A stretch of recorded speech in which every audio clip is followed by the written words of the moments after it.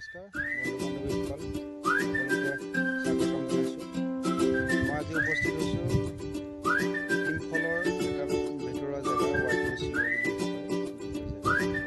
এটা সুন্দৰ পৰিৱেশ, এনেকুৱা সুন্দৰ পৰিৱেশ য'ত নেকি ইয়াৰ পাহাৰত এওঁলোকে খেতি কৰি থৈছে। বিভিন্ন ধৰণৰ খেতি আছে, অৰ্গেনিক পদ্ধতিৰে কৰা খেতি। লগতে ইয়াৰ এটা প্ৰাকৃতিক সৌন্দৰ্য আছে, মই দেখাইছোঁ।